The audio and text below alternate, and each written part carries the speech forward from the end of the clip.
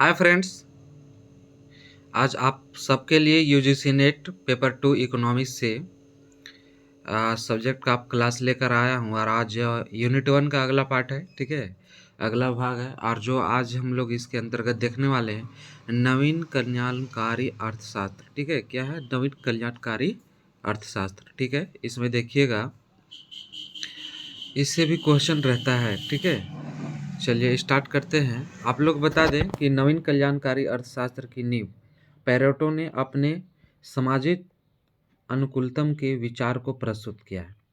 ठीक है, तो बता दें कि नवीन कल्याणकारी अर्थशास्त्र के अंतर्गत आपका पेरेटो आते हैं। ठीक है, और उस पेरेटो ने आपका नवीन कल्याणकारी अर्थशास्त्र के अंतर्गत किसका विचार डालते हैं? सामाजिक अनुकूलतम का। कॉल्डर और हिक्स कौन सा सिद्धांत का ये करते हैं? क्षतिपूरक सिद्धांत का। ठीक है, ये भी क्वेश्चन पूछा गया है। क्षतिपूरक सिद्धांत की मान्यताएं अब हम लोग देखेंगे। ठीक है, क्षतिपूरक सिद्धांत की मान्यताएं। ठीक है, चलिए देखते हैं। क्षतिपूरक सिद्धांत की मान्यताएं क्या कहता है? एक व्यक्ति की रुचियां,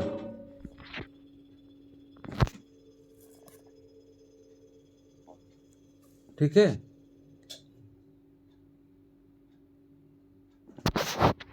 एक व्यक्ति की रुचियां स्थिर रहती है। समझ गए? क्या रहता है आपका? एक व्यक्ति की रुचियां स्थिर रहती है तथा उत्पादन एवं उपभोग में बाह्य प्रभाव अनुपस्थित रहते हैं। ठीक है, क्या रहते हैं? आपका बाह्य प्रभाव अनुपस्थित रहते हैं। और उनके बाद आप लोग बता दें कि कल्याण की अंतर्वैयक्तिक तुलना को स्वीकार नहीं किया जा सकता। समझ गए? कहता है कि कल्याण की अंतर्वैयक्तिक तुलना को स्वीकार नहीं किया जा सकता। और थर्ड आप लोग का है इसमें कि एक व्यक्ति अपने कल्याण का सर्वश्रेष्ठ निर्णायक होता है। समझ गए? चलिए अब आगे देखते हैं और कहता क्या है। कॉल्डर और हिक्स का मापदंड। ठीक है, कॉल्डर और हिक्स का मापदंड देखने वाले हैं। और इसमें देखिए कि प्रोफेसर कॉल्डर सर्वप्रथम अर्थशास्त्री थे। ठीक है, सर्वप्रथम अर्थशास्त्री थे जिन्होंने क्षतिपूरक भुगतान पर आधारित सामाजिक कल्याण के माप का मापदंड प्रस्तुत करते हैं। समझ गए? और ये आलोचना भी होता है। समझ गए? अब देखिए आलोचना किन किन बातों पर होता है। यह कल्याण का मापदंड नहीं है। यह नैतिक निर्णय, ठीक है, नैतिक निर्णयों से मुक्त नहीं है। कॉल्डर हिक्स का मापदंड वास्तविक सामाजिक कल्याण पर विचार नहीं करता। समझ गए? क्षतिपूर्ति सिद्धांत द्वारा उपभोग तथा उत्पादन के बाहरी प्रभावों पर ध्यान न देना। समझ गए? नहीं दिया जाता है। आप बता दें कि बर्गसन, ठीक है, बर्गसन तथा सैमुअल्सन का सामाजिक कल्याण। समझ गए? अब इसका हम लोग देखने वाले हैं, बर्गसन और सैमुअल्सन का। बर्गसन ने सर्वप्रथम अपने लेख, अपने पुस्तक A reformation of certain aspect of welfare economics में, ठीक है, ये जो कहता है में आपका सामाजिक कल्याण फलन का क्या करते हैं? प्रतिपादन। कौन करते हैं? बर्गसन। सामाजिक कल्याण फलन का प्रतिपादन निम्न रूप से किया जा सकता है ना, करते हैं। और चलिए आगे बता दें आप लोग को।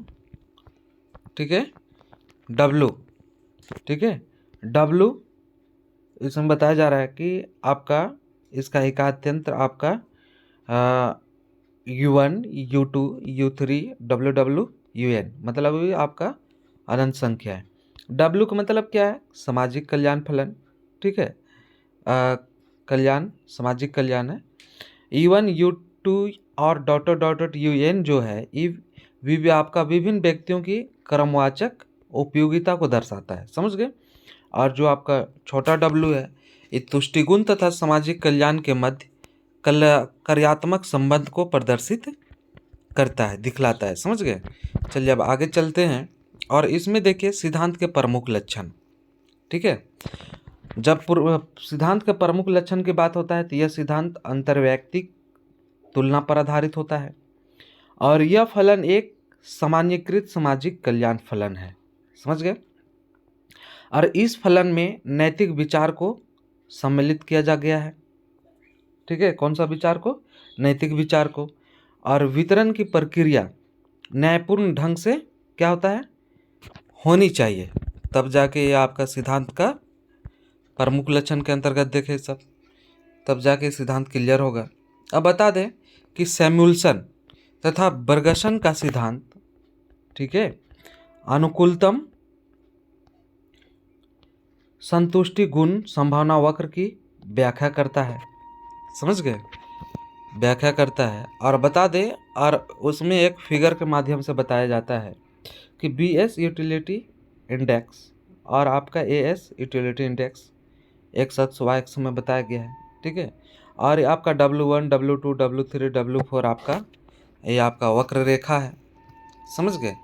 और इसमें बोलता है, चित्र में देखिए आप लोग, और इसमें इसका डिटेल्स बता रहे हैं आप लोग को कि उच्च तुष्टि गुण संभावना वक्र VV1, समझ गए, क्या आपका है VV1,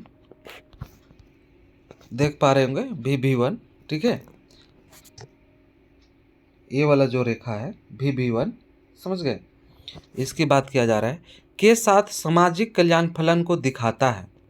सामाजिक अनधिमान वक्र W1 W2 W3 W4 दिखाए गए हैं, जबकि उच्चतम तुष्टिगुण संभावना वक्र VV1 दो व्यक्तियों के उन तुष्टिगुण संयोग को दर्शाता है, ठीक है,